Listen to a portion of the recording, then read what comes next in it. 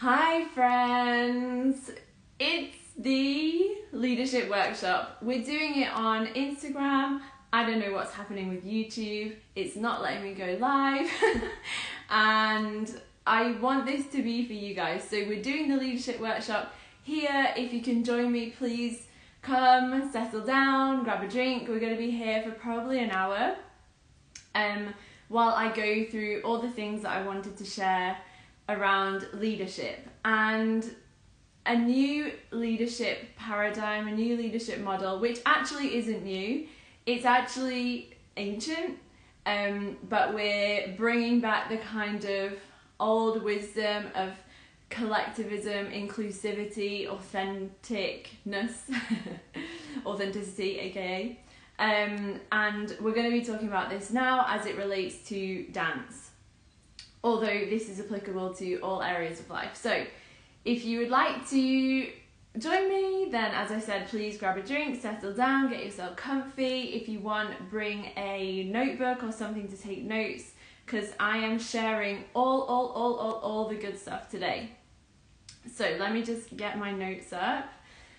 For any of you that are here right now, I would love to know if you are an adult dancer, and if you are, what you dance. I'm assuming ballet, but maybe there's something else. And also, if you're not an adult dancer, are you a teacher? Are you a coach? If you're watching this on the replay, please let me know in the comments as well, because I will be coming back and checking on this video, of course. So if you're here live with me now, please let me know, what is your place in the dance world? I would love to know.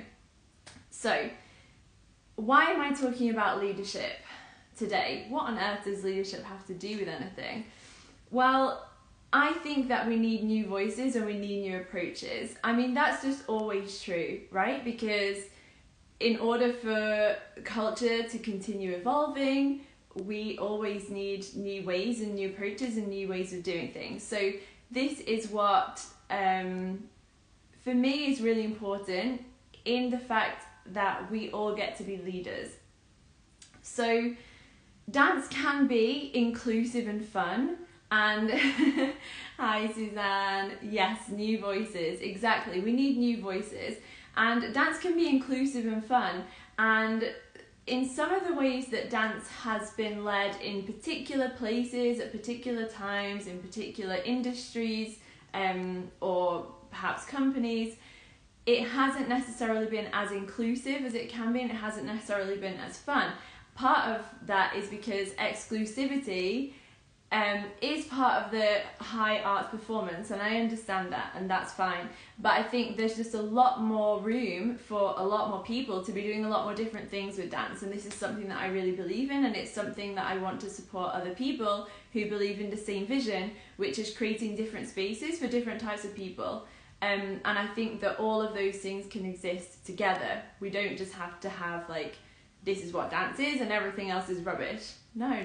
We can have a lot more inclusivity in dance and different opportunities for different people. So this is why I believe we need new leaders, because not all of the current leaders agree with that.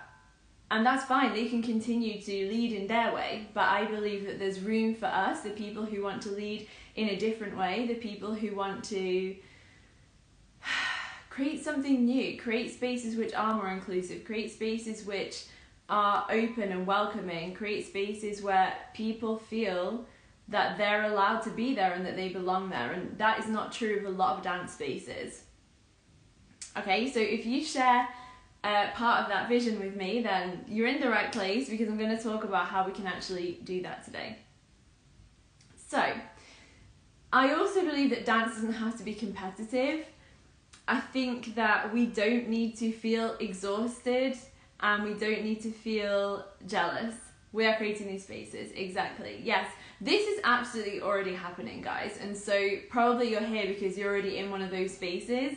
And I know that lots of you have been inspired by being in those spaces and are also ready now to create perhaps your own spaces, or to just take more of a leadership role within the spaces that you're already in.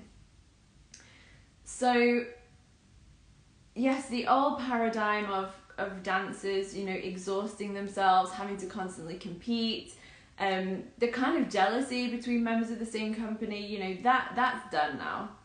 And there might be some companies who continue to want to, or classes or communities that continue to want to foster competition within the people in those groups, and they can do that. But I think the more spaces that we create where that it's not about that, where it's about cheering each other on, where it's about lifting each other up, and understanding that by me being more me when I dance, that means that there's less competition because no one else is me. So I'll explain a little bit more about that in a second. When we lead ourselves first, we get to enjoy what we do so much more, because it's coming from an authentic place of like, this is what I want to be doing. I know why I'm doing it. I know that it's for me. I'm not trying to prove something to someone else. I'm doing this because I love it, or I'm doing this because I believe in it, or I'm doing this because I would love to give other people the chance to experience something. That is the kind of leadership that I'm going to be talking about today, okay? So it's not about forcing people to do things for a specific outcome, which there are many different types of outcomes and that are led by different things. But today I'm going to be talking about leadership, which is led by a want for authenticity, for inclusion. I'm going to be repeating quite a few of these words quite a lot today. But that's really what it's about, and about understanding that dance is for everyone. Dance is for everyone. And if you don't believe that, that's fine. This isn't going to be the Instagram live for you. But if you are someone that believes that dance is for everyone, and that doesn't mean that everyone has to become a professional, it doesn't mean everyone has to become a teacher, and it doesn't even mean that everyone has to become good at dancing. But if you believe that dance should be available to as many people as who want to participate in it, then that's another good reason to be here today, because I absolutely share that vision. Okay, the thing is, I think dance is even deeper than sometimes we realise, even those of us who work in dance, because dance can literally heal people. Like, dance is now being prescribed dance therapy by different medical professionals, because it can literally heal people. Dance can build people's confidence. So many things that make dance such a necessary part of human life, that it's not just for the professionals. Like, yes, it's wonderful that there are professionals and we get to enjoy their artistry, the beauty, the athleticism, of course, but this is about making dance available to as many people as who want it, as I just said, because it's fundamental to human life. It's not an extra. These are very important words, and we should figure out what that means to us. Yes, thank you, Suzanne. And this will be different for everyone. You can take part of what I'm sharing today, you can take most of it, you can take none of it. It's completely up to you. If there's any little nuggets of information or that something resonates with you today, then that's wonderful, and you can take that. This isn't about you having to share my vision. You will have your own vision. This isn't about you having to feel pressured into believing any one certain thing, and we can still disagree and still be respectful of each other and still be able to learn from people who we disagree with. I think that's also really important. So, who am I to talk about leadership? Well, I just want to share, I never usually do share these things when I'm doing lives or doing trainings or workshops or things like that, but I thought, you know what, for this one I think it's important, because, you know, I don't have a qualification in leadership, and you know, you don't go to uni to study leadership as such, although there are leadership trainings, etc. But I'm someone who has built my own dance business by myself from scratch. I'm someone who has always kind of taken the lead in my own life. Just as an example, I moved to Spain by myself without knowing anyone here, without speaking Spanish. I mean, I speak a little bit, but not really. Without even having an apartment here. I rocked up in Madrid and I made my life here. That this is my 10-year anniversary in Madrid now. And so I've always been someone that's good at knowing how to listen to my own inner voice, tune into that above what other people are telling me I should do, and follow it. But that is something that anyone can cultivate. This isn't special to me. Anyone can have this. It's just a case of learning how to really tune into that voice and giving yourself the confidence that you can actually do it. And it sounds easy, but it's not easy. Like this takes work. So you guys probably know, like I've taught classes in person, online as well. I've done workshops. I've led adult ballet holidays, which I'll talk about a little bit more a bit later. And I was also one of the original leaders of the online movement, #adult ballet community, back in 2014 and 2015. You can scroll all the way down if you want on my feed. But me and a lot of other adult ballet dancers who were online at that time, we really were creating this movement that said ballet doesn't only have to be for professionals, and we were putting ourselves out there, and a lot of us took a lot of flack for it, a lot of us took a lot of criticism for it, and you know, joining in the last couple of years, that might seem strange because there's such a prevalent celebration now of adult ballet, which is so wonderful. But you know, I was there right at the beginning of the online thing. Of course, offline there's been adult ballet for many years, and it's been celebrated in lots of different places, which is wonderful. And I would love to give shout outs to all my other adult ballet leaders who were there at the time, but there's actually too many of us now for me to count, but you guys know who you are and I love you very dearly. Okay. More recently though, in the last few years, I've really understood what it means to be a better leader. Someone who not only leads by example and trusts in their own ability to lead and their own ability to make decisions and their own ability to choose something that they want for themselves, but doing it in a way that is encouraging of other people, doing it in a way that is supportive of other people, doing it in a way that inspires other people to be able to do that for themselves and in their own way. Not in my way, but in their way. So I've really honed in a lot on that in the last few years. And so I'm going to be sharing a little bit of all of that I've just mentioned today with you all. So I want to share some of the new words that for me represent the type of leadership that I'm talking about now. Those words are integrity. So integrity means integral, aka whole. So it's about bringing all of us into our leadership. It's not just about bringing this one qualification that I have and we're doing it this way. It's about, yes, this qualification that I have, and also this life experience that I have, and also this emotional intelligence that I've built up, and also this self-awareness that I have, and also this vision that I hold, and incorporating all of that into how I lead myself, and then through leading myself, how I can lead other people on that same journey. Transparency, so important, and something that's lacking somewhat in some of the older paradigms of leadership. Transparency is so important, and I will talk in more detail about what that actually looks like as we go through the points of this training / workshop. Authenticity, just being who you are. You don't need to be anyone else to lead, and I'll talk about that in a second. Collaboration, equality, sustainability, ethical leadership, generous spirit, and abundance. These are the words that for me are now part of leadership.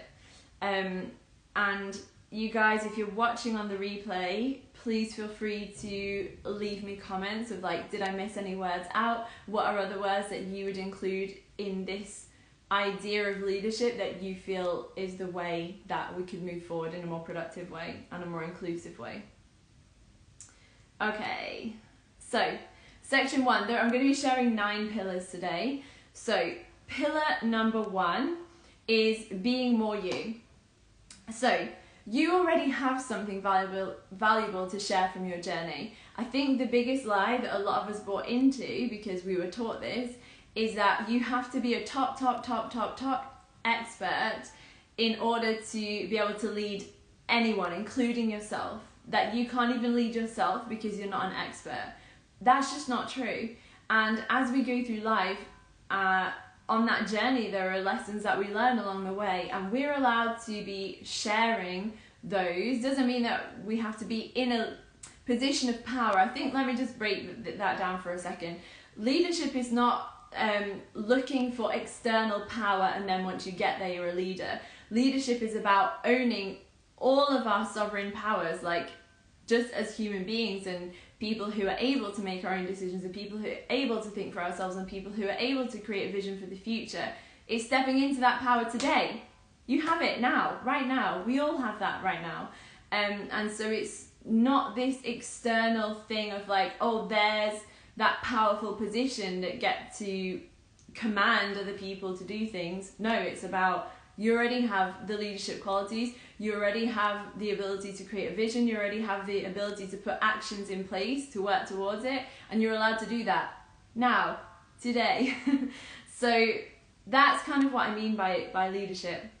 And you already have something valuable to share, because someone else is always a few steps behind you on their journey. And that doesn't mean that you can put yourself in a position of power over people just by being a few steps ahead. That's not what I'm saying. But what I am saying is that you're allowed to share that journey, and people might be inspired by it, and people might want to follow your example and want to learn from the ways that you've handled things, and that's valuable and that's good. No one has your unique combination of skills and experiences. No one. It doesn't matter if you went to the same conservatoire or dance academy. It doesn't matter if you did the same teaching qualification. It doesn't matter if you went to the same ballet class as your friend. It doesn't matter if this and that and the other. Because you are you. And you have other experiences and you have other things that you bring to that. Whether it's your artistic flair, whether it's your, training in CrossFit. Whether it's your musicality from being a singer. Whether it's whatever it is. No one else is you, and so you get to lead in confidence that there's nothing wrong with you. There's nothing wrong with you. Now, can we all learn more things? Yes, of course we can always learn more things. Can we attend other trainings? Can we work with other people? Yes, but already right now in this moment, you sitting there listening to this Instagram live right now, there's nothing wrong with you, and you have things which are valuable to share with the world. That's it. Every single person. Everyone. And so you get to lean into that and own your unique combination of experiences and skills. And this is something that even still it's taken me a while to fully understand that. And I kept on thinking like, oh, but this part of me doesn't belong here, so I put it over there. And I'll talk a bit more about that in a second. But we don't need to do that. We can be whole. We can be integral. We can bring in all of the different facets of who we are into our own leadership.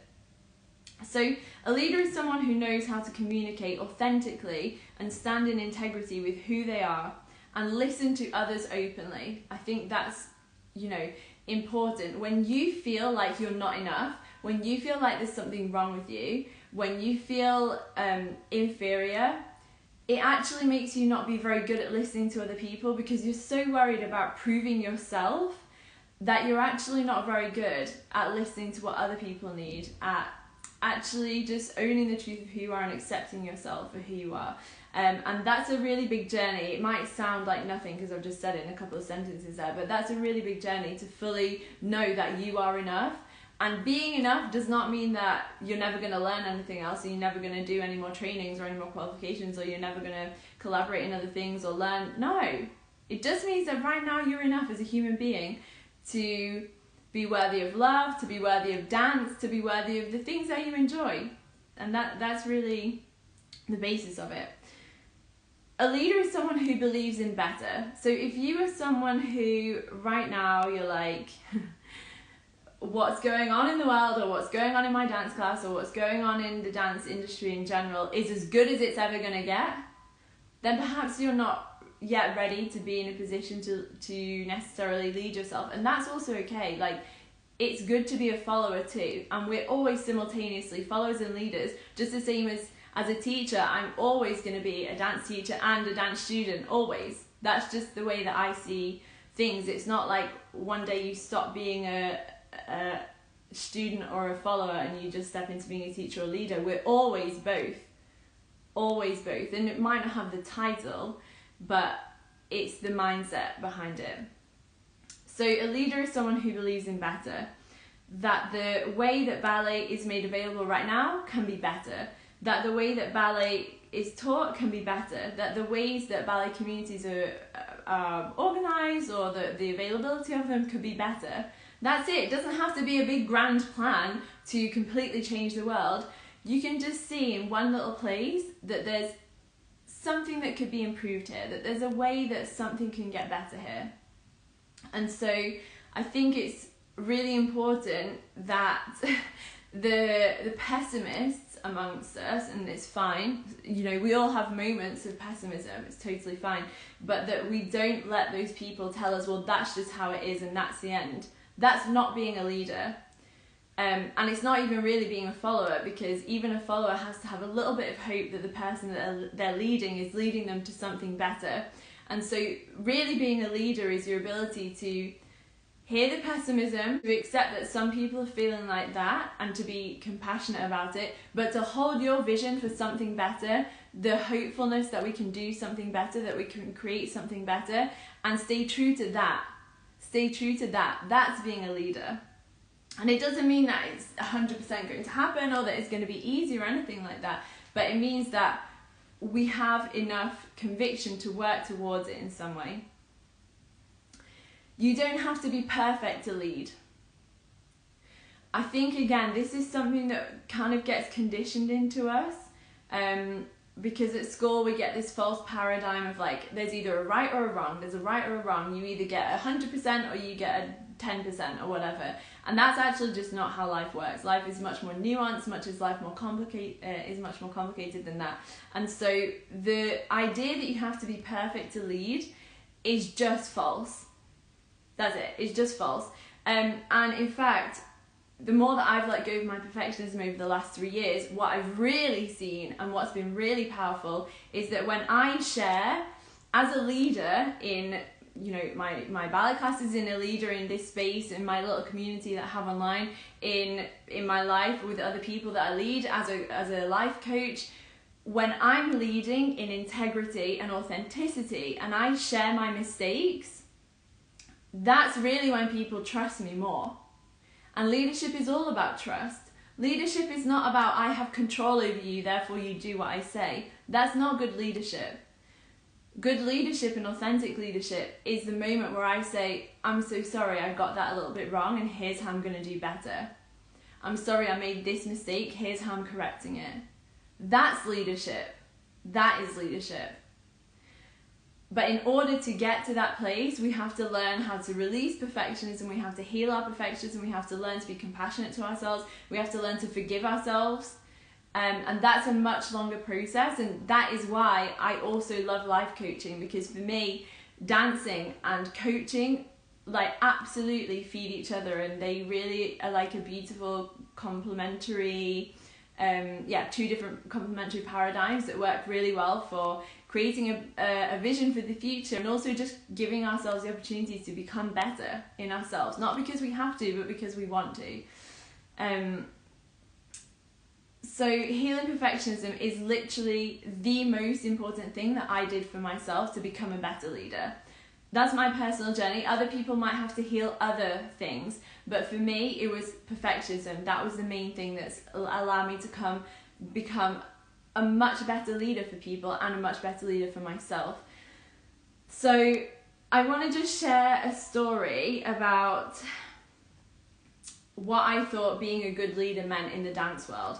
I thought being a good leader meant that I had to be the best dancer. That's what I used to think, because in some ways we get set up on this path that's like, at the end of this path is being the absolute best possible dancer technically that you could ever be. Now, that absolutely has value and merit, and if you want to lead people in the way of inspiring them to become more technical dancers, then for sure.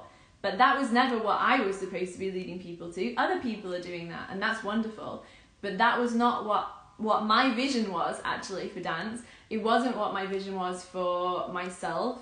And now that I've owned that and I've let go of the old narrative of like, well, to be a dance leader, you have to be the best dancer.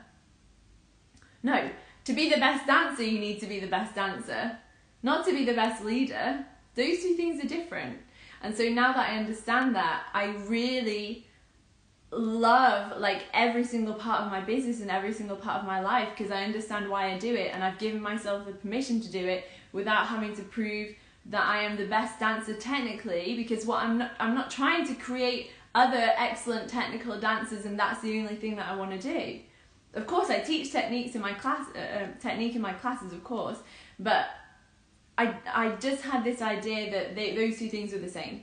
Being a leader and being the absolute best dancer I could be had to be the same thing. And now I understand that there are many different places that we can take leadership in our lives that it's not about competing to be the best. Leadership isn't about being the best. Leadership is not about superiority. Leadership is about having a vision. Leadership is about setting an example. Leadership is about the daily decisions that you make in your life. It's about inspiring other people to be the best version of themselves, not to mold themselves into something else that we think is better. That's the superiority model, right? It's about that person already has something to offer. That person already has gifts. How do we bring that out? How do we encourage that? Instead of just making a hierarchy and telling people, climb the ladder. That's it. It's no. So, pillar number 2, sharing your gifts unapologetically. As a leader, you have to stop waiting for permission. This is one of the biggest life lessons, I think, just for anyone. You have to stop waiting for permission now to live your life. As children, we had to get permission for everything, pretty much. And if we didn't ask for permission, we got told off. Did you let that go when you became an adult? I partly did, but not entirely. And so we really have to start giving ourselves permission to own what we already know, to be who we already are.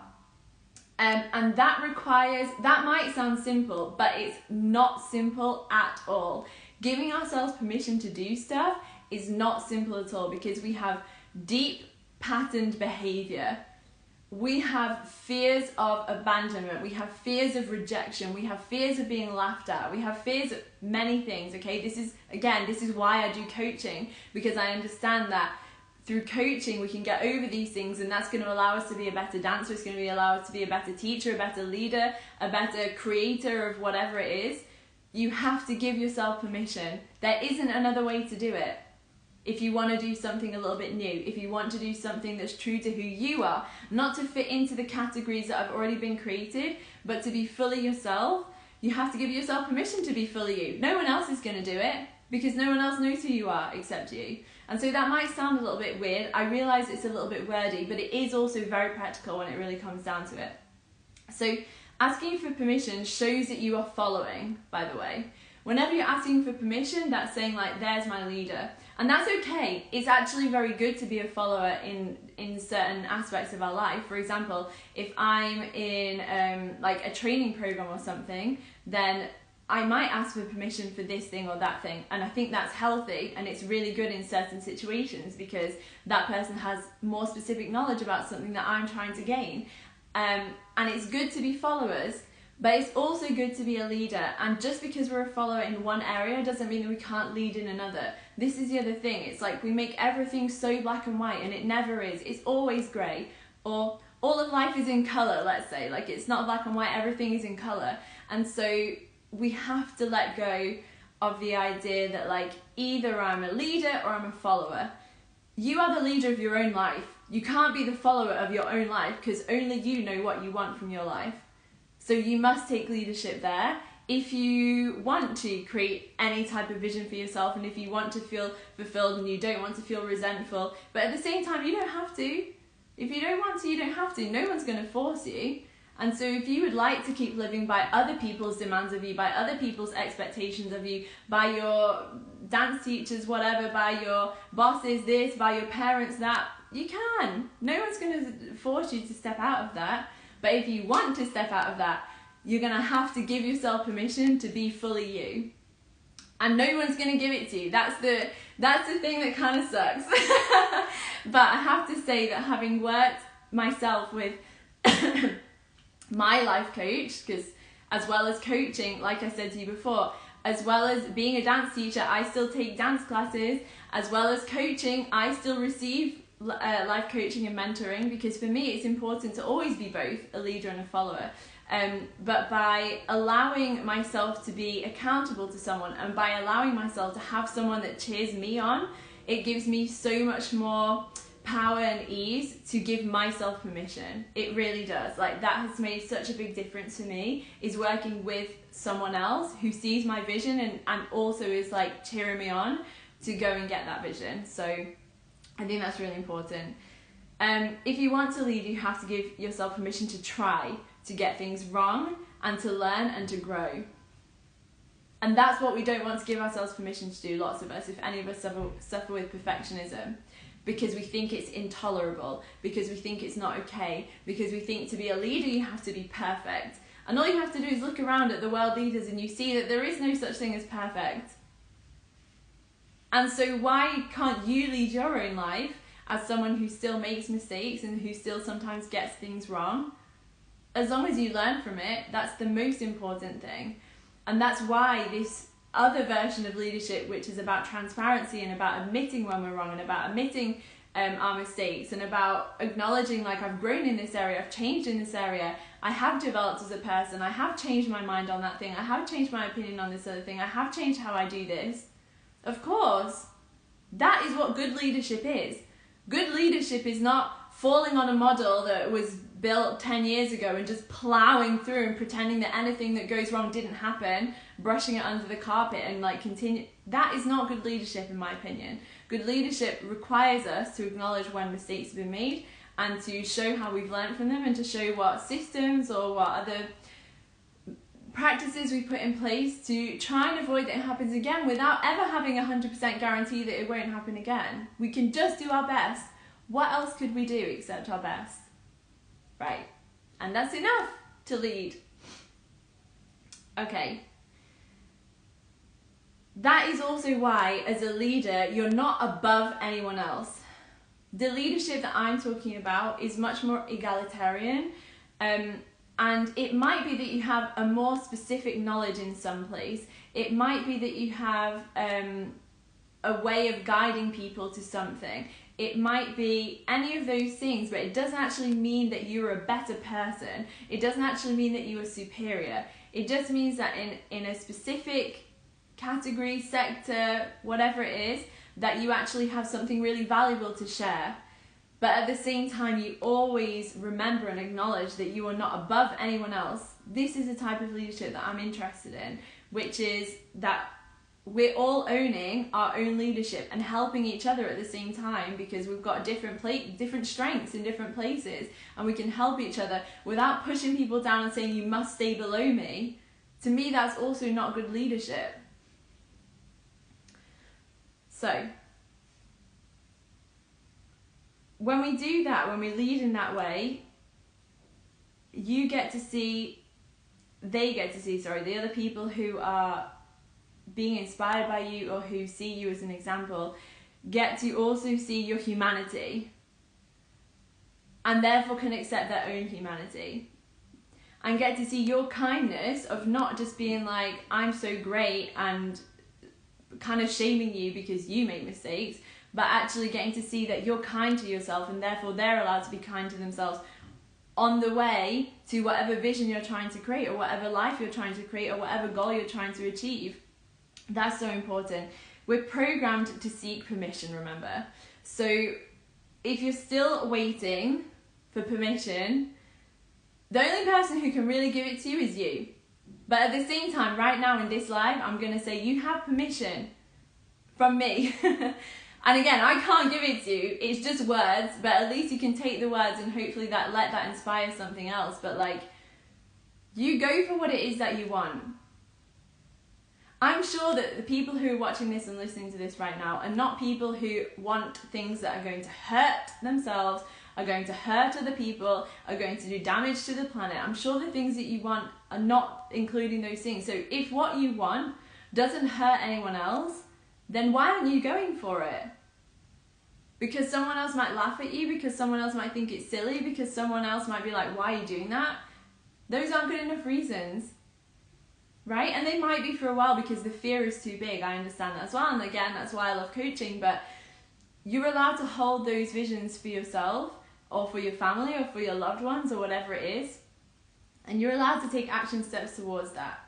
So let's all give each other permission. And by me giving myself permission to lead how I lead, I hope that that also encourages some of you to give yourselves permission. And I hope that also as I'm going through these, I'm sharing stories, and I hope these stories will be just a little bit more like evidence, because human beings, we like to have evidence that things are possible.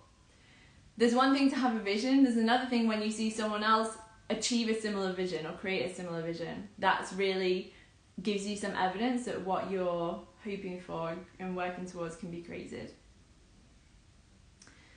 Okay, so let me just talk for a second about my dance classes.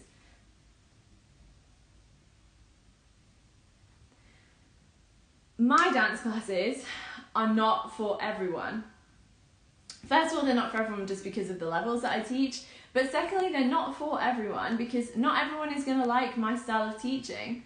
Some people might want something much more strict. They might want a very specific dress code. They might want other things. My class doesn't offer that. I am quite strict, but I let people wear what they want.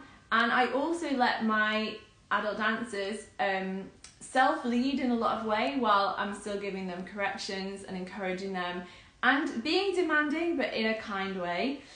Some people don't want that. Some people want the really strict model. And on the other side, some people might not want as much correction and as much technique as I give. Some people just want to go and dance and actually not worry too much about technique. That is also not my style. I try to combine both things, but some people want this and some people want that, and not everyone wants what I'm offering. And that's absolutely okay. Of course it is. Of course it is. But here's another thing that we learned when we were growing up, which is like you should try and please as many people as possible all the time. Get your good grades because then all the teachers are happy with you and your parents are happy with you, grandparents are happy with you. Adult life is not that simple. Adult life is not that simple because all of a sudden the lane that you're in opens up and you have all of these different options that you can do, and not everyone's going to agree with what's the best thing for you. That's why you have to choose. You have to be the leader of your own life. Other people can't choose for you as an adult. Like, they can suggest things, they can encourage you, of course they can. They can try and influence you, some people might even try and manipulate you. But ultimately you have to lead your own life. And that doesn't mean that you have to reinvent everything all the time. Like, of course, you can stay within institutions which have a structure. Of course, you can follow a similar, like, family structure than you were brought up in. Of course you can, of course. You don't have to reinvent things all the time, but at least you have to know that you've chosen it and why you've chosen it. Even if it's the things that were expected of you and you've chosen those things, that's also great. But knowing that you are leading yourself through that process because you want to be in that process. You know, it's the same thing as a life coach. It used to upset me so much, both as a teacher and as a coach, when like people would really not like the way that I did things. But I understand now that I'm not for everyone. If you're watching this right now, you might also be one of those people that's like, I don't like the way Natalie talks. I don't like the way that, you know, I don't know, maybe you don't like my energy, maybe you don't like that I'm assertive, maybe you don't like how openly spoken I am and that I should be more careful or whatever. That's fine. You are completely entitled to that opinion. But also, I don't have to change for you because there are also other people who do like how I do things and that do find it useful and that do enjoy my classes and that do enjoy my life coaching and that do enjoy being around my energy. And that will be the same for you. There'll be some people who enjoy the way you do things and there'll be other people who don't. You don't have to change because the other people who don't like the way that you do things tell you to. Now, when you start to see that you're actually sabotaging yourself, like when I started to see that the perfectionism that was running my life was actually not helping me, and other people had pointed it out to me, but I wasn't ready to see it. In that moment that I saw it and I saw how I was holding myself back as a perfectionist, that's the moment when I was ready to change it. But I had to get to that point myself, right? We all have to get to the point ourselves if we want it to be productive, to create change in our lives, to create change in our own behaviour, to create change in the ways that we do things and see things. That has to come from us. So, it's okay that you're not for everyone. Of course you're not for everyone. I'm certainly not for everyone. Probably quite an acquired taste, and that's fine, because the people who do like my energy, who do like my classes, who do like the way that I do things, love it. And I love them. And so the world is too big for everyone to like how everyone does everything. We have to let go of that illusion if we're going to step into our leadership, right? Okay. Next pillar. Navigating criticism and disagreement. The reason that we don't give ourselves permission, or one of the big reasons, is because we still think that others know what we should be doing. And like I said, there are moments where that's true. Like if we're in a training, or if we're doing a qualification, or if we're learning something from someone specific, they might know better how to do that thing. And so it's very intelligent to learn from those people who are getting good outcomes for what we want to do. But there's no one else who knows how we're supposed to be living our life. Now, every single person will have an opinion about how we should be living our lives. Everyone will. But that doesn't mean that you have to follow it. You get to follow what you want for your life.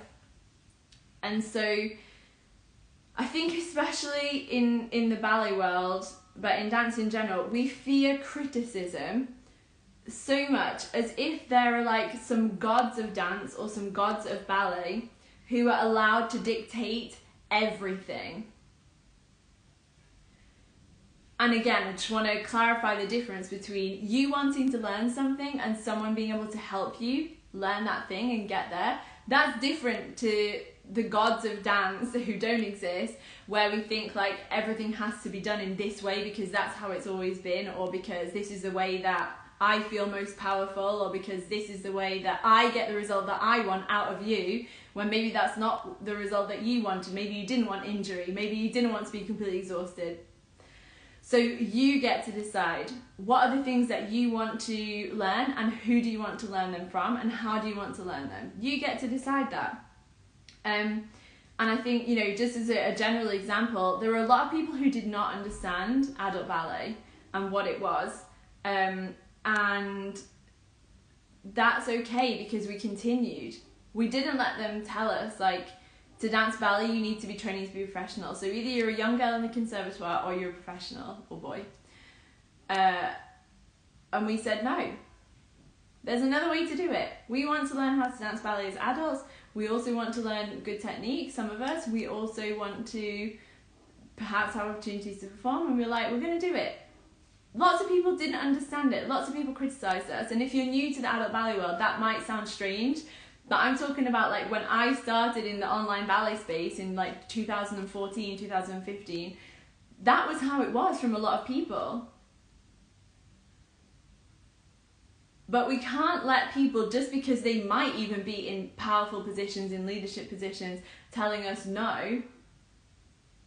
If there's no good reason to tell us no, for example, you know, you're really going to injure yourself. Now, there's a place for technique, that's really important. There's ways to do things that are safer, that's very important. But in terms of just being like, you can't do this because we don't like it, that is not a good enough reason. And so, we fear criticism. It's a normal part of human life and human behaviour. But the truth is that you will get some criticism when you start to lead. You just will. And especially if you are a leader who actually has like a community around you, you will get criticism. But even when you become the leader of your own life, you will also get criticism.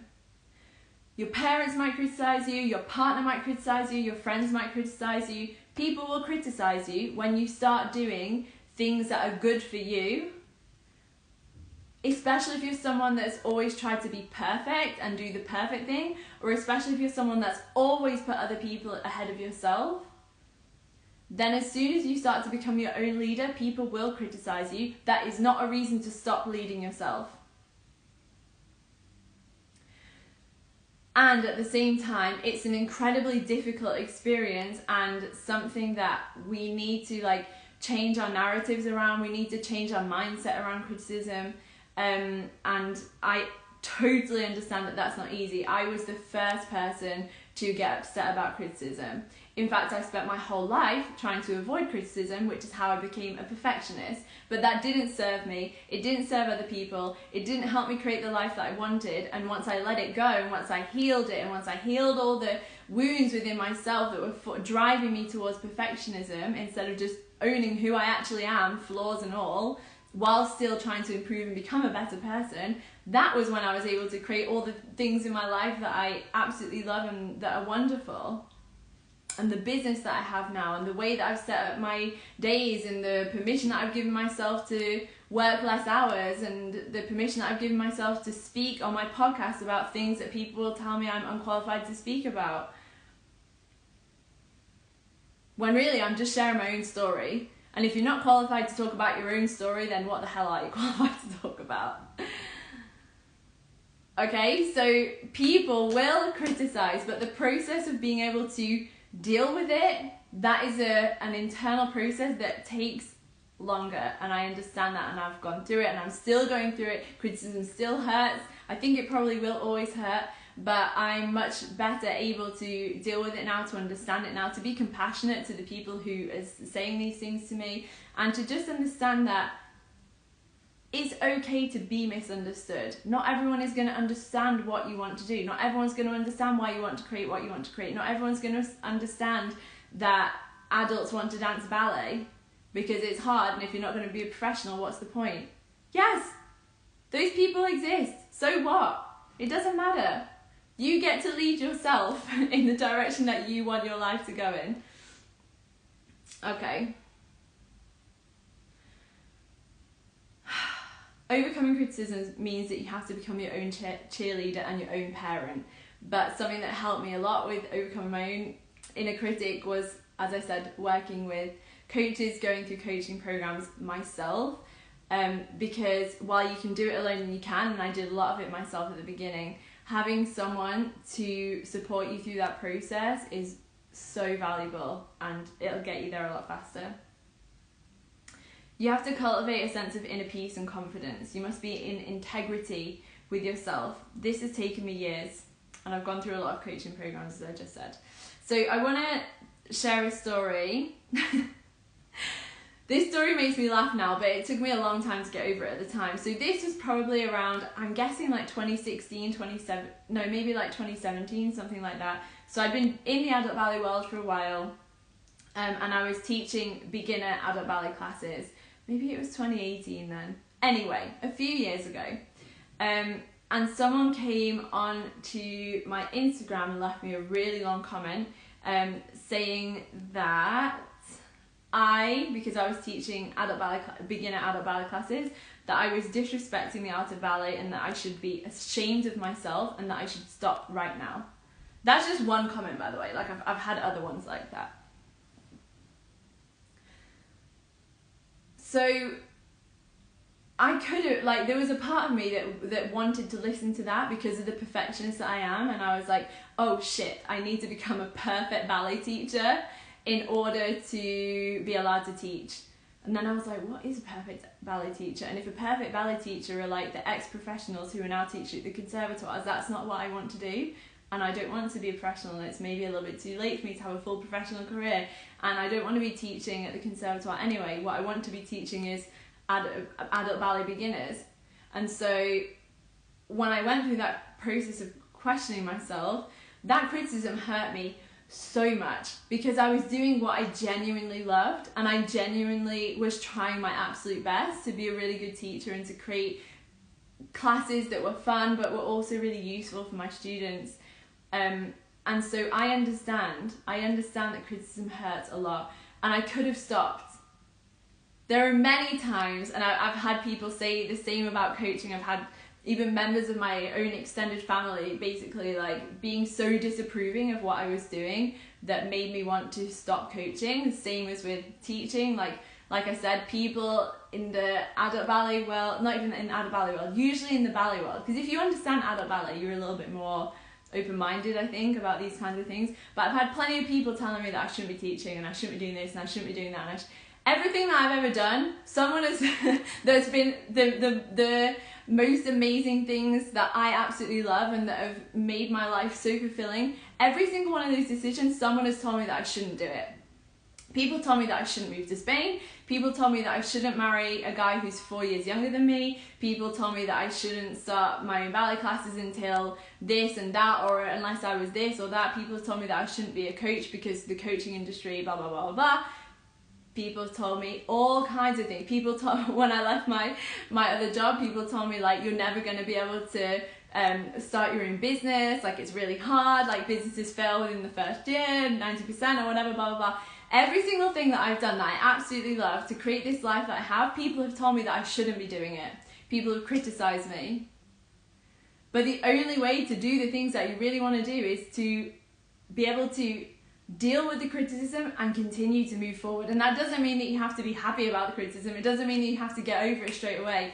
I used to take a long time, like days. I used to take days to get over those kinds of comments and criticisms.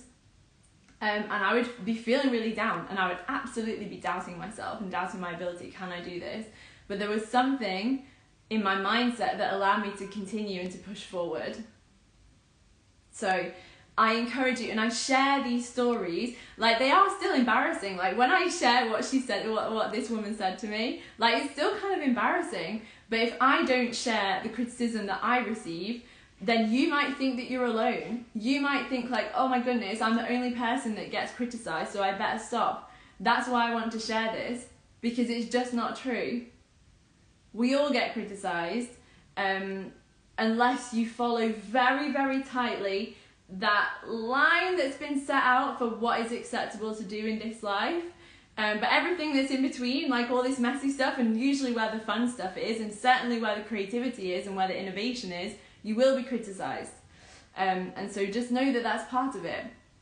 And know that if you want to, coaching can really, really help to have a more steady mindset with those things, and to have your own back, and to be able to nurture yourself and soothe yourself through those moments, because I know they're hard. I know they're hard. Okay, I don't know what pillar we're on now, but we're on to leaning into your bigger purpose and power. So there's dance for dance sake, which is great. There's also dance to discover something about yourself. There's dance to connect with other people. There's dance for healing, as I mentioned at the beginning. There's dance that can challenge you. There's dance that can change you. There's dance that can literally just be for joy. But we must remember which of those is our why. Which of those is why I dance, or why I'm involved in dance, or why I encourage other people to dance, or why I teach other people to dance. That why needs to be built into your business model, because it's so easy, like if you're an entrepreneur, to get swept up in the systems and to get swept up in the now I have to do this and that and I have to build that, and to forget about your why, because your why is part of who you are as well. To go back to pillar 1 about being yourself, all the things that you bring to your classes, all the things, you don't have to slice yourself into pieces and only bring one part of yourself to your dance classes. You're allowed to bring all of yourself to everything that you do. And knowing your why is part of that. Also, it might be reverse. It might not start with dance. It might start with something else. And so maybe your why is actually about a more sustainable way of living. Maybe your why is about creating communities. Maybe your why is about bringing meaning to people. Maybe it's about creating a healthier culture. Maybe it's about allowing people to connect more to their authentic selves. And in all of those things, dance is just the vessel. That's okay too. That is okay too. Dance doesn't have to be the main focus. It can be, and there'll be other things that support that. But it can also be other things, and dance is the vessel, is the way, it's the train that takes you somewhere. That's also okay. You know, dance is not this narrow thing that we've kind of been taught that it is. It's like, it's in the studio, it's the technique, it's the performance, no. Dance is way bigger than that, and it's way more important than that. And so dance can be a way to get to somewhere else, it can be a way to do something, and also dance can obviously be its own end in itself.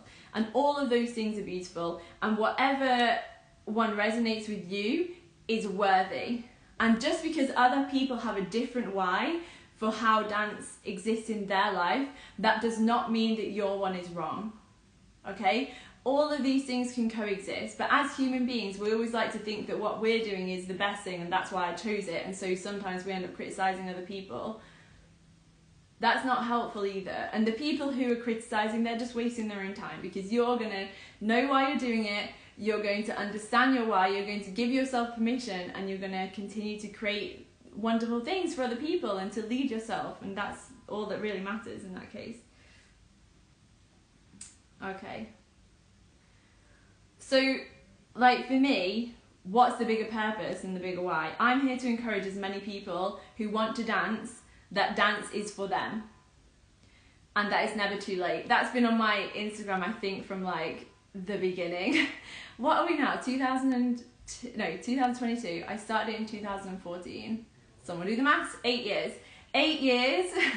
My motto has been, it's never too late. Okay, so it doesn't matter how many people come along and say like adults shouldn't be dancing ballet. That why for me, my bigger purpose of it's never too late is so unshakable that it doesn't matter how many people tell me it's too late to dance. It doesn't matter. I will never release the belief that it's never too late. And so when we really understand what our bigger purpose is and what our bigger why is, it's much easier for the criticism to kind of just like bounce off. And that's not to say that there's never any feedback that's useful. Of course there is. But a lot of it is just that we don't share the same value, that we don't share the same purpose, and that we just don't maybe necessarily understand each other, and that's fine. That person gets to criticize and move on, but I get to continue saying it is never too late to dance. And I will say it until the day that I die, and I hope on that day that I danced. So for me, I really understand now that I am not here to be an excellent dancer. Now, while I love to dance and while I've worked very hard to be a good dancer in lots and lots of different styles, my goal and my purpose has never been to be an excellent dancer. But because that is the narrative of what a dancer should be aiming for, is excellence, it's only in the last few years that I've allowed myself to actually say it, and it's probably the first time I'm actually saying it on my Instagram. My goal is not to be an excellent dancer. Now, obviously I enjoy improving in dance, and it used to be something that I was working towards, but not because that was true for what I wanted to do. I didn't want to be this person that only focused on performance. Some people want that, and that's amazing, but that isn't what I was supposed to be doing. That's not who I am. My goals are different. Okay, they focus on different things. But when I gave myself permission to really acknowledge that I'm not here to be an excellent dancer, I'm here to do other things with dance, then I could really step into like my power and really bring all the things that I'm good at to the people who want to experience them. That's not everyone, but it's some people. So dance for me is now, it's about joy, it's about connection, it's about challenging myself but not having to prove anything to anyone. And my dance classes are not just about technique, although people who are in my classes know that I do love teaching technique and that it is important, but it's not just about that. It's for the people who come to my classes to challenge themselves, to feel confident in themselves, to discover something about themselves that maybe they didn't know.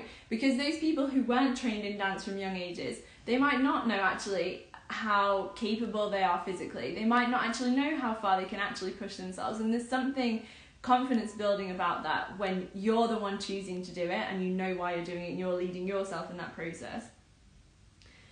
You know, I teach repertoire, we do different things. They get to meet other people who have a similar passion. Like I've created a community, and those are things that I didn't value before because I was still so focused on the excellence of being an excellent dancer. And like I said, that is fine if that's what you want to do, absolutely, of course, but that is not what dance is mainly about. When we take dance, the word dance in its broadest meaning as a verb, what it is about the participation in rhythmic movement.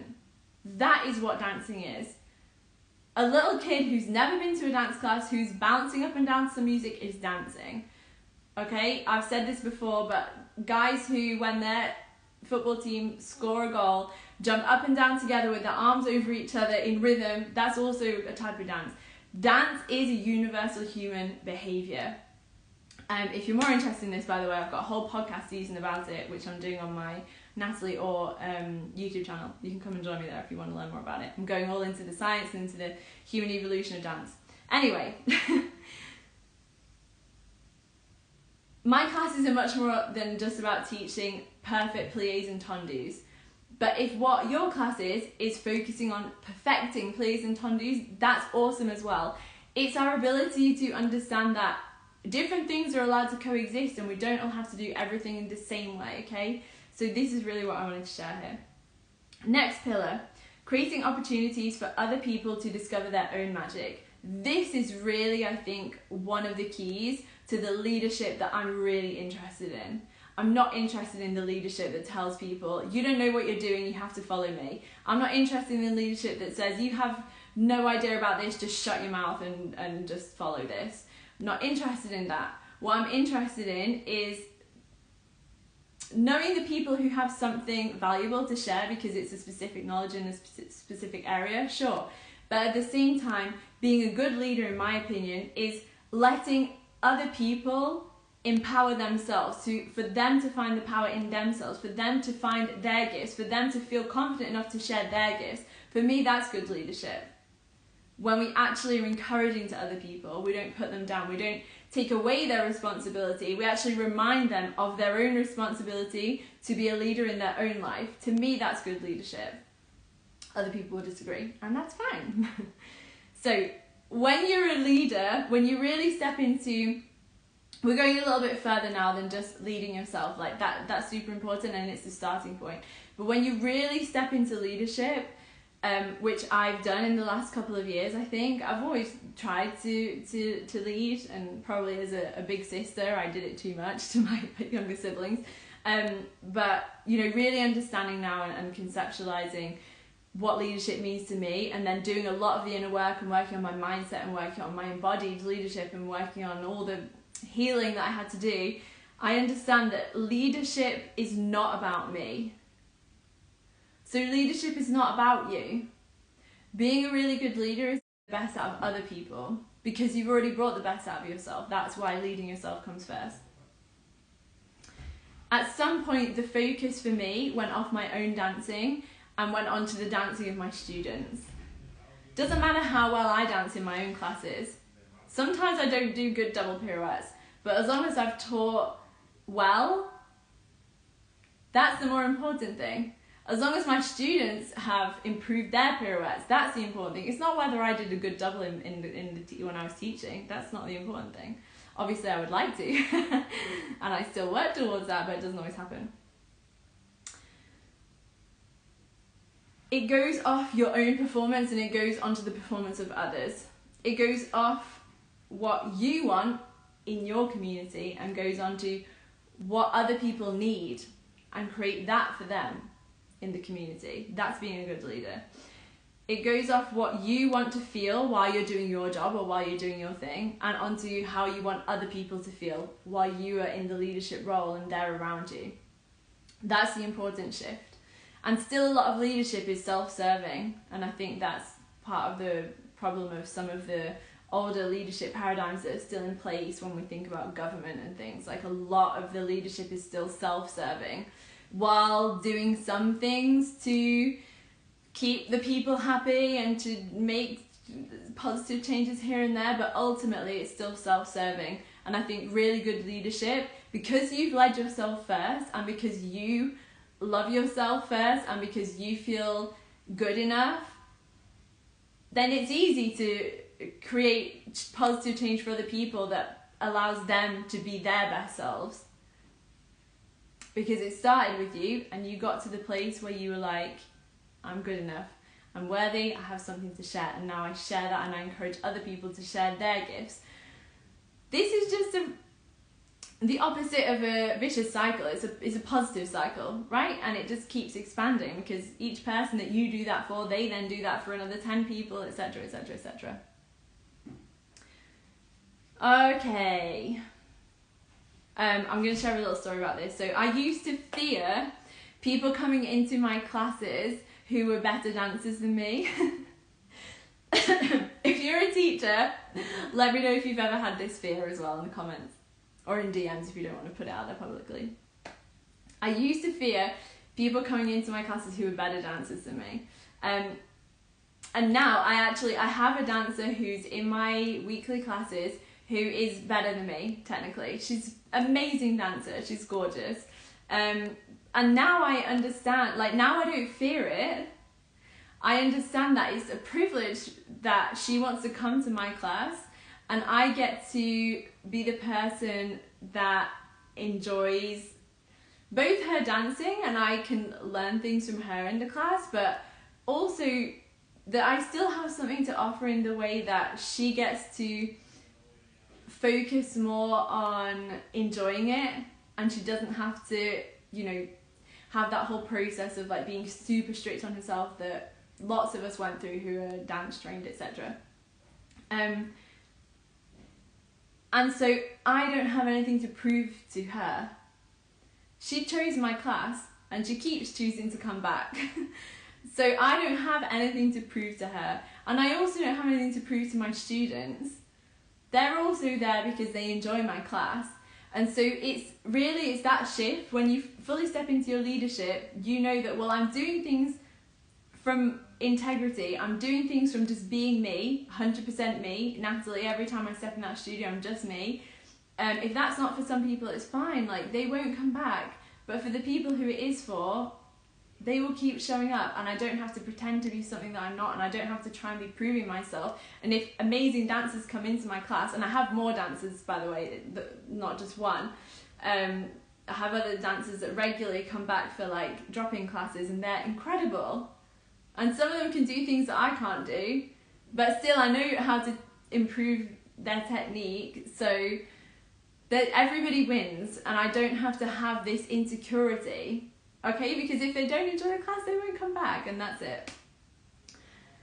So I get to live now all of my classes from a place of joy, and that's really important for me. So next pillar, choosing collaboration over competition. Leading authentically requires collaboration. Authentic leadership requires collaboration.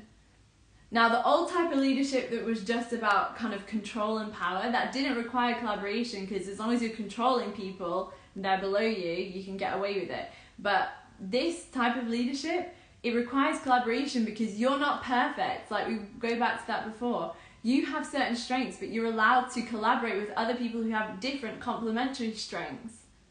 Or even people that have the same strengths as you, because you're still going to learn something from each other.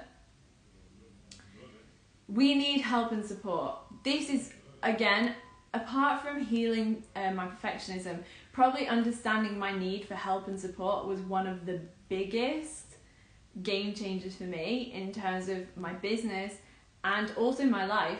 Like, even with Jordan in our relationship, understanding that I need help and that I need to communicate that's a big one. My life is just so much better now. I fully owned that.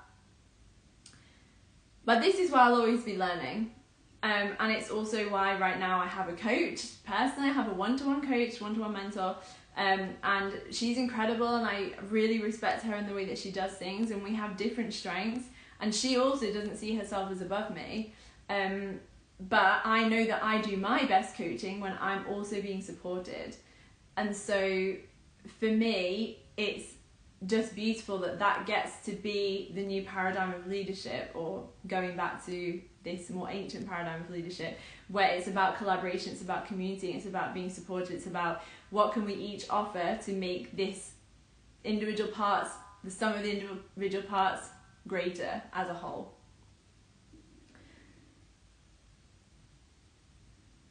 And the thing about when you're really being yourself, you start to understand that there is no competition, because there is no one else who's you. And this sounds like just a concept, or it sounds like a nice quote that you'll see on Instagram, but I want to break this down because it's true.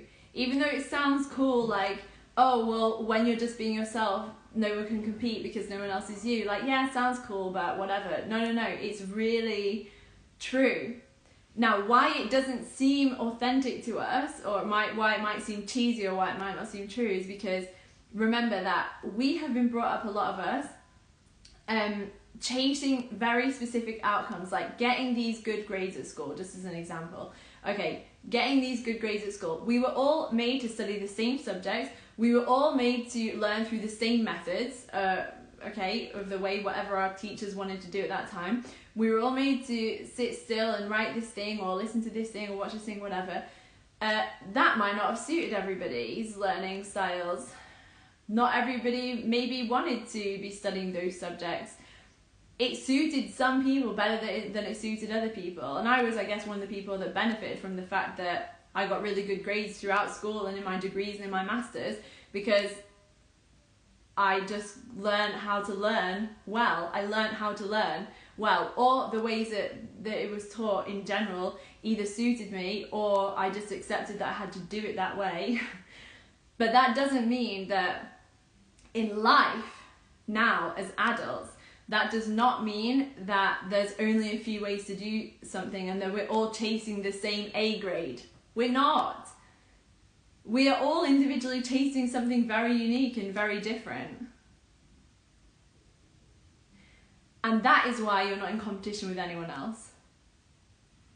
Because no one else is chasing the exact same thing as you in terms of your whole life. Now, there may be elements where, yes, but when you really show up as yourself, if what you do in life is show up as you, authentically you, if you go into that job interview and they're like, if they don't take you, that's because you weren't right for that position. If you really showed up as you. Now, if you're playing a role, which is what lots of us do, if we're trying to play a role, then you'll never know if you're right for it or not. You'll just know whether the role that you were trying to play was right for it or not. And unfortunately, this is what lots of us do, because we think we're in competition. So we think we all have to be playing the same role, and therefore we are in competition because we're all trying to play the same role. Instead of just being individually ourselves, showing up how, with all of the wonderful skills and experiences that we have individually, and the right things will come from that.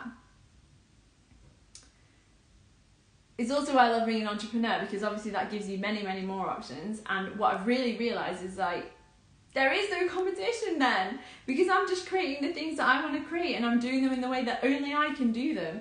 No one else can teach how I teach, just like I can't teach how someone else teaches. I can learn stuff, I can implement stuff, I can take inspiration, but I'm still going to be me at the end of the day every time I step into that dance studio. Same thing as a coach. And so I'm not competing with anyone else.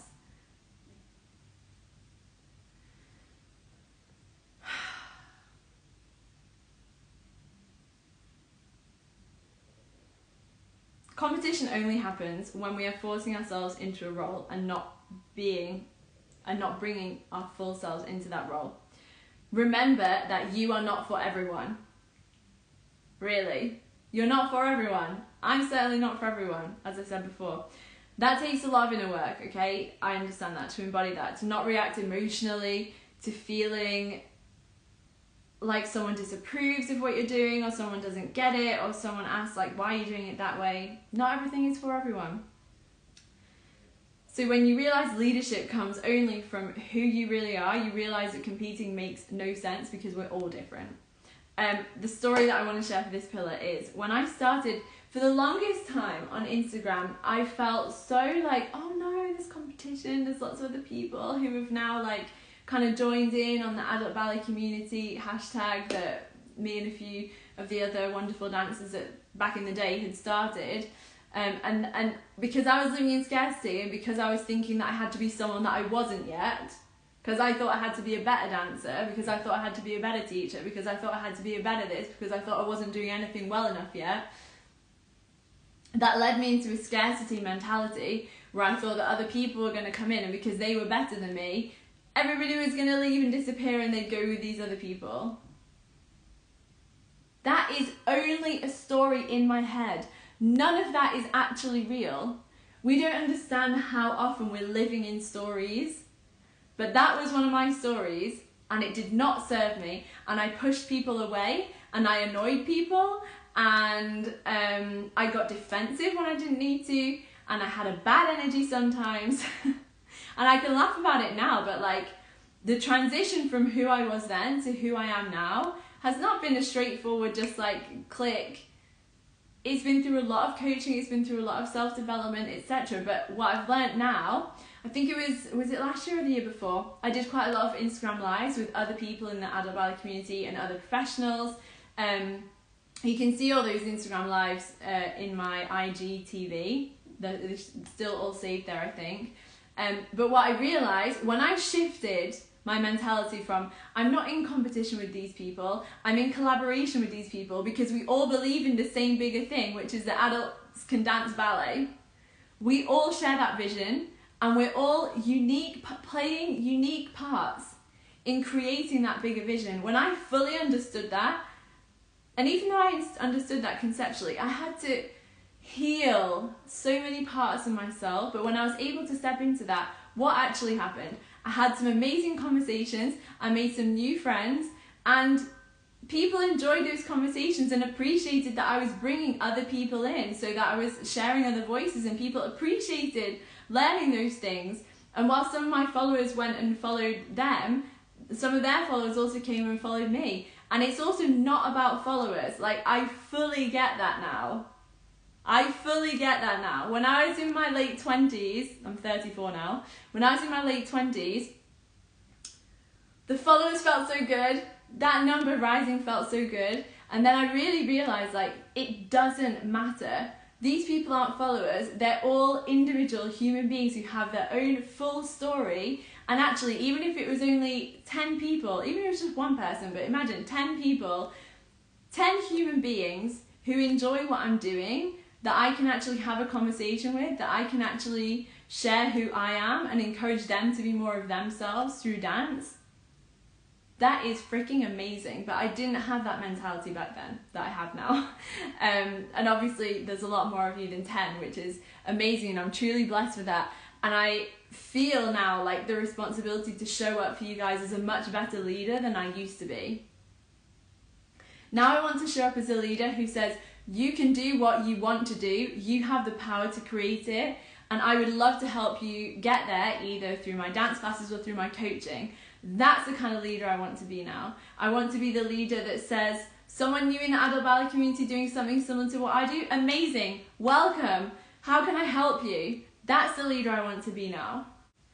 And I know that I'm doing it, and so that feels really good. But we all have that possibility to change, and I share the way that I used to be and the way that I used to think, not to shame myself. I've forgiven myself for the things I used to think, because lots of people still think them and I understand why I thought them, but to show that transformation is absolutely possible. You can change all the stories in your head that are holding you back, that make you feel not good enough, that make you feel like you're constantly in competition, that make you feel like people are judging you, that make you feel like people are criticizing you, that make you feel like life's unfair. Life is unfair, but you can change all of those stories. You can even change part of the last story, not completely, but part of it. But you can change all those stories. But it's not as easy as just like, oh, change the story. No, there's a lot of inner work that goes with it. There's a lot of healing to be done. There's a lot of mindset shifts, etc. Which is, again, why I love coaching. So, next pillar, give yourself permission to do your best work and to support others generously. You might have a vision that hasn't been done before. It's possible if you believe in it. If you have a vision but you don't believe that you can get there, it won't be possible, right? Like, that is a self-fulfilling prophecy. And even if you do believe it's possible and you start taking action steps towards it, it might not come out exactly how you envisioned, and that's okay too. Like we said, like, mistakes are part of this, pivoting's part of this, adapting's part of this, being flexible is part of being a good leader, flexibility, listening as you go through the leadership journey, listening to yourself and listening to other people. You don't have to have a specific qualification for everything you do. Sometimes we do trainings and we don't get a qualification. Sometimes we go through incredible life experiences that make us really, really good leader at something very specific, but there's no qualification for it. That is not to say I don't like qualifications. I obviously do like qualifications. Like, I chose to do my RID intermediate because I thought it would be really cool to go through an exam process. Obviously, I have a master's degree. Like, I do love qualifications, okay? But they are not the only thing. They are not the only thing. They are some of the things, and they're really useful. But there's also lots of other things that are incredibly useful that you don't get a certificate for at the end. And I don't want people to ever forget about those things, because it's really easy to forget about them.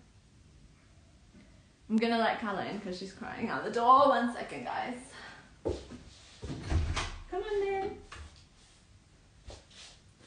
Okay, where was I?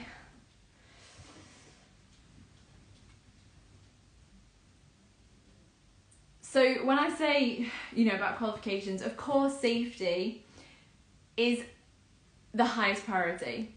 You don't want to be a leader putting people in unsafe positions, okay?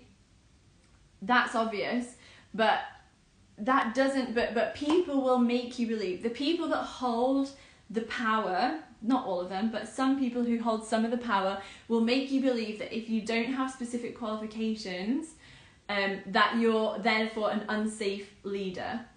And in some cases that might be true. So we have to be self-aware, obviously. But just to give an example, for a second, when we think about safety, I'm just going to give an example between like professional ballet and adult ballet. One of the reasons right at the beginning when I was sharing my journey as an adult ballet dancer, when there weren't that many other people sharing the journey online, one of the things that I would hear from other people is that, listen, you shouldn't be doing it as an adult unless you're going to become a professional. Was this before I went into the conservatoire? I can't remember. But anyway, their argument was this: if you don't have perfect turnout, if you don't have 180-degree turnout, if everything isn't perfect, then it's not safe. And that is just a lie. Like, you can dance ballet absolutely safely without having perfect turnout. Now, of course, you use the turnout that you have, but safety is not about your bone structure that did or didn't increase its turnout during your adolescence because you were or weren't dancing ballet. No, but I can tell you that people will try and convince you that what you're trying to do to lead yourself and to lead other people is unsafe because it's not the way that they've done it, or it's not the way that they can still hold the power. Now, there's so much nuance to this conversation, so I'm going to leave it there. You may disagree with some of the stuff I've said, absolutely fine, I totally respect that. And I haven't given like a full description, but I'm going to leave it there because I could do a full hour live about this topic. Let's move on. You get to be one of the leaders of new ideas and new ways of doing things. The thing is that when something's new, when the vision you're trying to create is new, when the thing you're doing is new, there aren't qualifications for it necessarily. There may be things that will help you, there may be trainings that will help you get there. Yeah, that's wonderful. Maybe you're going to work with a coach, another thing that's not going to have a certificate at the end of it, but that will be incredibly useful, yes. But ultimately, if it's new, if it's innovative, if you're the first person doing it, even if it's like a combination of different things and you're the first person making that fusion, there is no one that can give you permission for that thing because you're the first one doing it. Does that make sense? So you get to do that even if other people are telling you that you shouldn't. As long as you're in integrity, as long as you're obviously putting as much safety into that process as you can, then you're allowed to do it. Okay.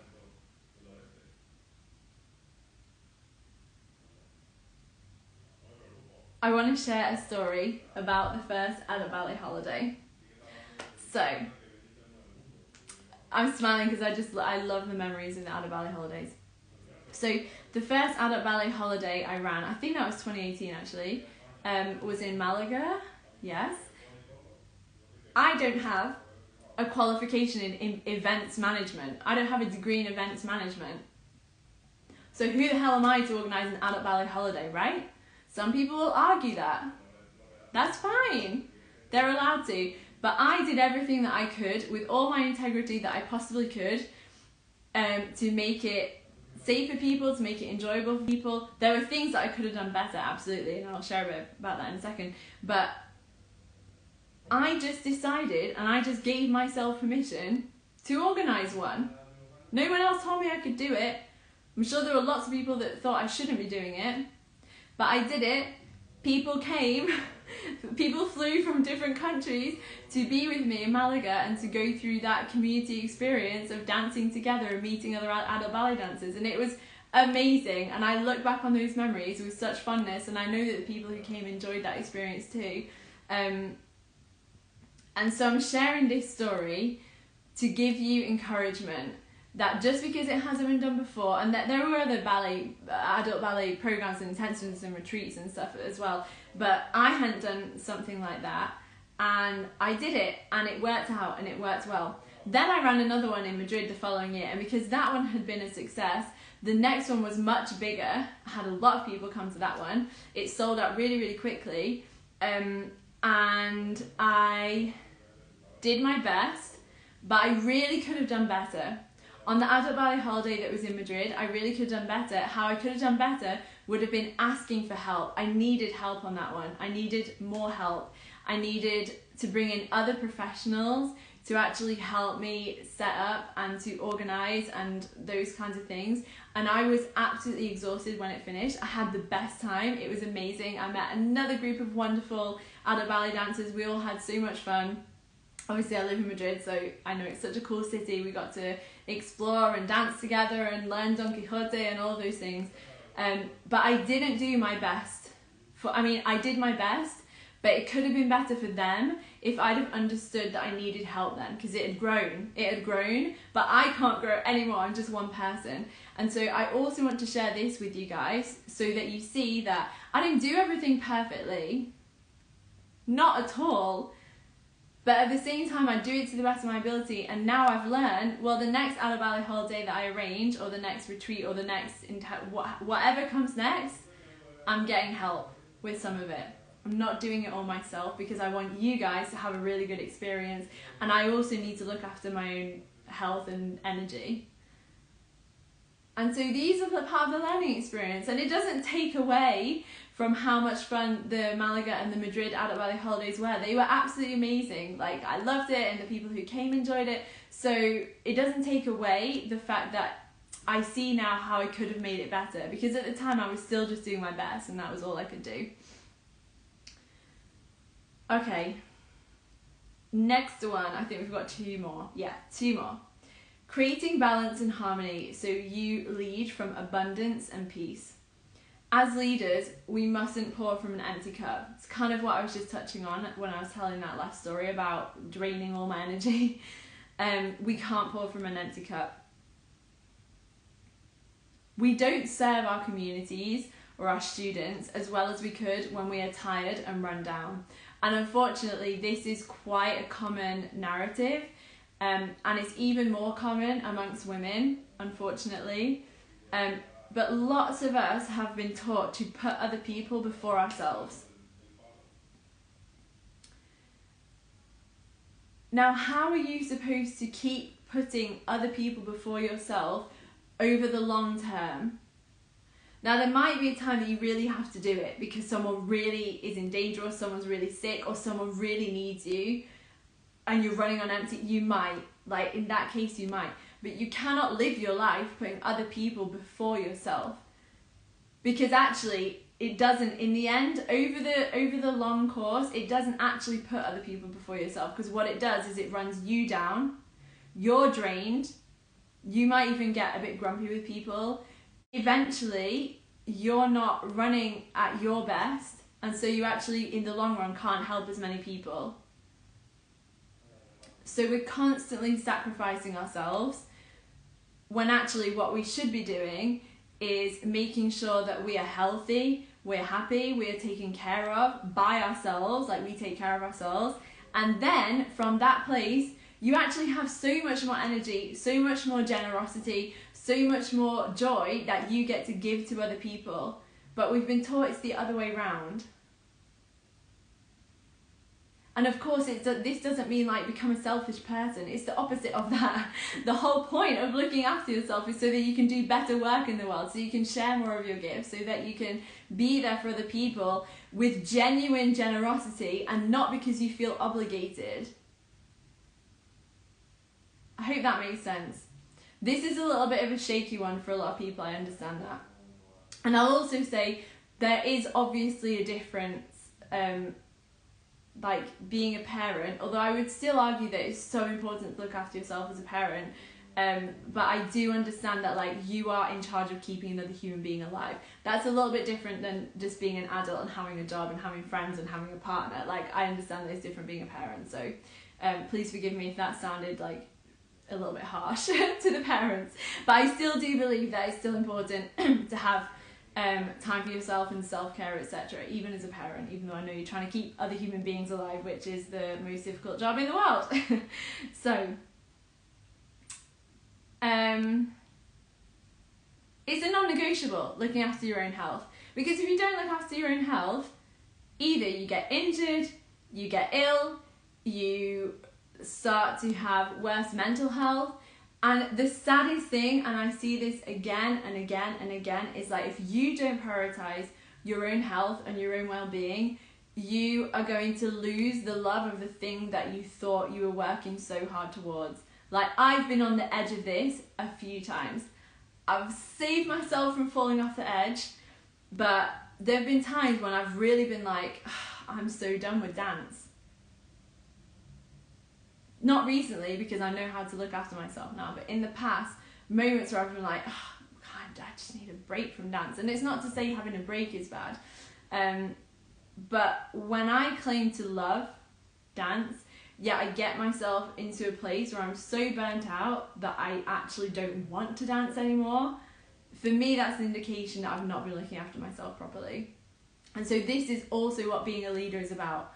Leading ourselves first, knowing what we actually need, taking care of ourselves, not sacrificing ourselves because it makes us feel loved when we do stuff for other people. How about loving yourself when you do something for you? That's step one as a leader.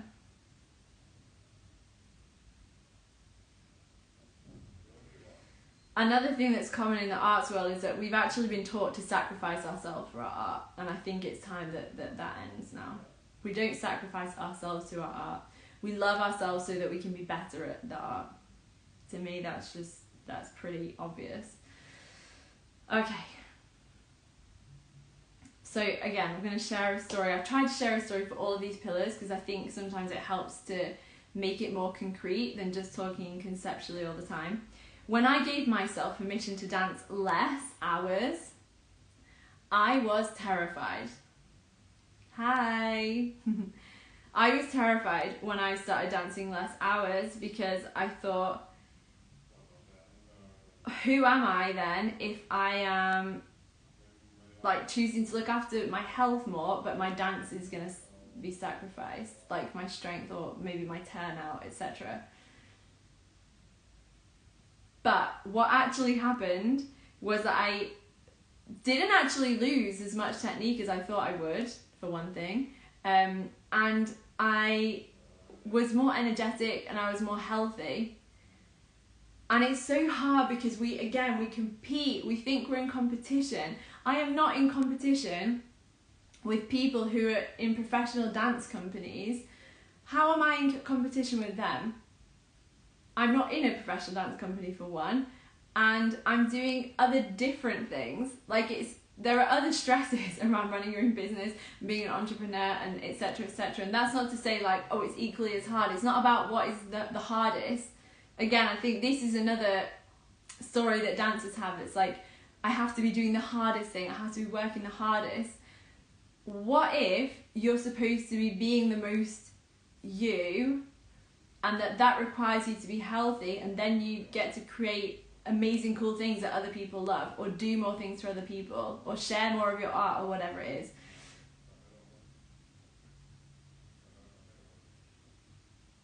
So now I feel energetic and healthy and excited about dance. I look forward to every single class that I teach now because I'm doing the number of hours that I want to be doing that are sustainable for me. Without judging myself, I'm a bad dance teacher because I don't want to be teaching every single day, 5 days a week for hours and hours and hours. I don't want to do that. That's not who I am. I also want to be doing things like this. I also want to be doing my podcast. I also want to be coaching. I also want to be having time to do a little bit of choreography myself. I also want to have time and energy to go to my own bachata and salsa classes because I decided that I wanted to do that just for me, just because I enjoy it. And so we have to let go of the judgment of what we thought a dance teacher was, or what we thought a professional dancer was, or what we thought a dance community leader was. Or let go of all of that and just be you, and it'll be enough. Because when you really look after yourself, you come at leadership from a much more sustainable place, with more effort, with more creativity, with more energy, with more creativity. And that's not to say that I used to like dread my dance classes when I was teaching more. I didn't dread them, but sometimes I was like, oh, okay, gonna teach another class now. And once I was in the class, I would always enjoy it because it's dance. But I don't have that feeling anymore. Like, I look forward to going to all my classes. And so it is possible to create balance. It is possible. And this goes for everything in life. It is absolutely possible to create balance and harmony. It's just that the models that we've been shown, they're not set up for that. They're set up for a specific outcome optimization. And the specific outcome optimization is never your health and happiness. It's always either for the and this doesn't mean it's bad, okay? It's just a different model. It's either for the performance, for the athleticism, for the exam results of your students, or for the whatever. It's a different external driver. That's not to say that they're bad, but it is to say that you don't have to do that paradigm anymore. You don't have to use that model anymore. I get to still call myself a dance teacher even though I'm not full-time hours dance teacher.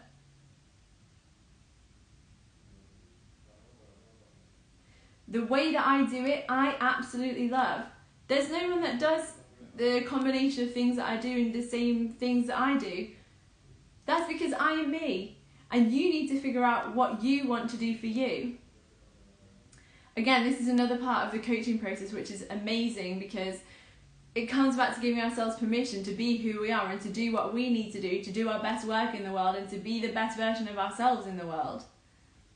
And that doesn't look like slotting into the very strict lanes that we've been shown a lot of the time. For some people it really works, but for other people it doesn't. And for some people it works for a few years and then they need to get out of that lane because they're like, I'm burnt out, or I'm done, or I just want to change, or whatever it is.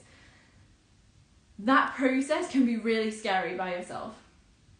It can be really scary by yourself when you're looking around and like everyone else is still in their lanes and I want to come out of my lane and what am I doing and who am I to do this and how do I think that I'm so special that I get to actually look after my health? Is that really selfish to look after my health? What? You know?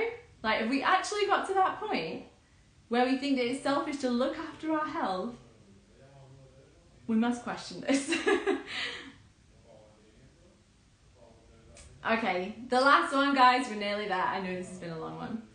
Receiving well in exchange for your energy. It's one of my favourites. If you saw my live with Suzanne, you'll see we already talked about this. But I'm going to go a little bit deeper right now. People in the dance world need to start asking for more money. Money is not bad, money is not good, money is neutral. Money is just an energy exchange. I give my energy to you for something, you give the energy that you have given to receive this money back to me through exchange of the money. It is just an energy exchange. What we do as people in the dance world is so valuable, and we forget this. And we actually allow ourselves to be gaslit from other industries that tell us that dance is not important, even though we love it and we know deep down that it is important. So if it's important, you should get paid well for it. So for example, many of my students tell me that our classes are the highlight of their week. How do you put a price on someone's happiness? How do you put a price on someone's motivation? How do you put a price on the thing that someone is looking forward to all week that actually gets them through a hard week? How do you put a price on dance when it's the thing that pulls people out of like a dark place, or when it's the thing that helps them to get through something really difficult emotionally? How do you put a price on dance when it's a way that people have discovered another part of themselves, when it's the thing that's given them confidence, when it's the thing that's allowed them to feel healthy? How do you put a price on that?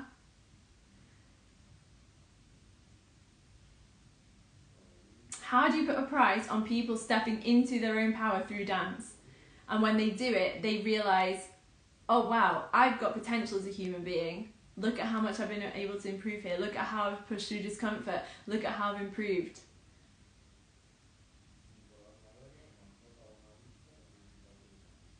Now, just because I'm saying like, how do you put a price on that? Of course, we have to put a price on it. But don't forget as well, it's not just about an hour of your time, if you're a dance teacher, for example. It's not just about an hour of your time. It's about all of the hours of your own training and your own practice that you bring. It's about the transformation that you create for your students, or that you create for your clients, or that you create for your community. All of these things have a much higher value than just what's an hour of my time worth. An hour of your time is worth a lot when it's doing something that important.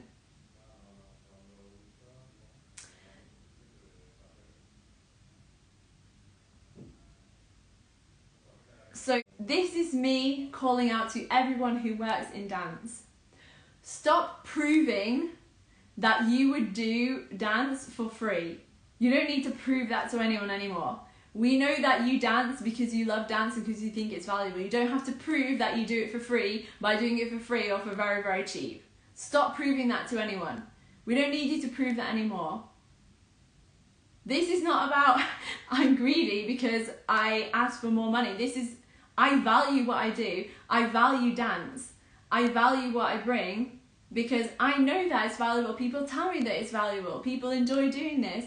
And I think more and more now, because we've been separated and because we've been kept inside and all these other things, I think people are going to value even more each time the experience of dance in whatever way that is. Whether it's watching a performance, whether it's participating in a class, whether it's doing something in community, whether it's whatever it is, there is value in that.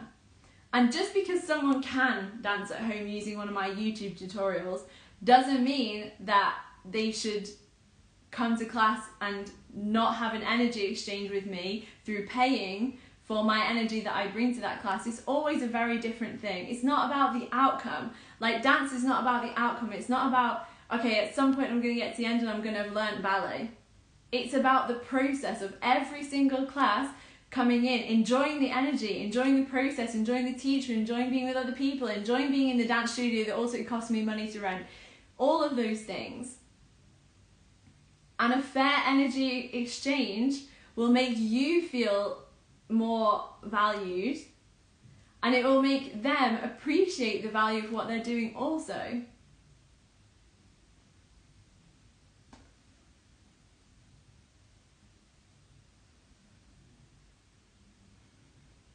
Okay. I want to share a little funny way that I have reframed this in my head. This might sound so weird to some of you guys, so I'm sorry for the fashion analogy, but it worked for me in my head and I remind myself of it now. As solopreneurs or entrepreneurs or individuals creating something, we are not giving people something that is very, very generic.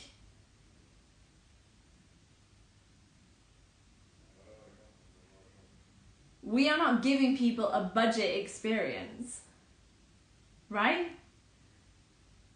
We are not one of those huge dance conglomerates that you just go into class, no one knows your name, you go in and out, no one even says anything to you, corrects you. We are not that. We are giving people a much more caring experience, a much more intimate experience a lot of times. We are giving much more of our energy to people. And so what I realised, this made such a big difference in my life. When I realised that I am not Primark. I'm not Primark. I don't have a big like chain of command thing going on and like lots and lots of things that are generic and the same and it's a fast turn. No. I'm Dior. Right? I am very bespoke, creating something different, unique experience. Coming to my classes is wearing Dior. And that's not to say that it's the best. Some people don't like Dior as a designer, right? Some people really hate it and they want like Louis Vuitton or they want whatever else. It's not because I'm saying I'm superior. What I'm saying is I'm unique. Just like you're unique. And uniqueness and that type of energy flow has more value than the generic Primark turnover. Right? And so anyone who's listening to this right now, if you're an entrepreneur, you are a Dior, or choose your own whatever you want it to be. I actually personally would like to think of myself as a Revolution, but I realise probably not that many people know that brand. So that's it, guys. This is what I wanted to share today. It's been a really long one. If you're watching on the replay, please let me know which was your favourite pillar, which was the thing that you're leaving this live with a takeaway. Like, what's the thing that you're like, yeah, I actually get that now, that's kind of clicked. Or I already knew this, but I'm ready to implement it now. Please let me know. I love hearing your feedback, guys. And of course, if you would like to work with me, if anything that I've been saying through this has been resonating and you realise I actually need some support with this, or I would just like some support with this, or I think there are some things that it's going to be helpful to work with a coach, I would love to support you guys. As well as a teacher, also through one-to-one coaching. Every single thing that I've talked about is possible for all of you. Like, this is not just for me because I'm special. I'm not special. I'm unique, just like you are. But the things that I've created, you can create in your own way, in the things that you want to bring to life. You don't have to do it all alone. I wish I'd have learned this earlier, guys. Honestly, I really do. So if you're ready to step into your power as a leader, if you're ready to lead yourself and lead by example for other people, if you're ready to get paid well for the gifts that you have, you may already be giving them or you may be wanting to set something up. If you are ready to do all of that from a healthy and balanced place, then give me a call, guys. No, just DM me or you can email me. I'll leave all that stuff in the description of this video. And that's it, guys. No, shall I tell you the prices? Let me tell you the guys the prices, because I know some of you are like I have to find it on her website. So, if you would like to do one-to-one coaching with me, my prices are staying the same until Easter, okay? So right now you can do 6 months coaching. You can pay monthly, €125 per month, and that is for bi-weekly sessions, so 2 sessions a month. Or if you're someone who works better like really intensively, because some people do prefer that, and it works better for them, then you can do 3 months and it's €250 a month, and obviously that's weekly sessions, so 12 sessions. And that's it, guys. Sending you all lots of love. Would love to hear your thoughts about leadership, anything that came from this. Also, if you want to collaborate, let me know. Kala, say goodbye, my love. Bye bye. Little squishy. Okay, guys, have a lovely Sunday.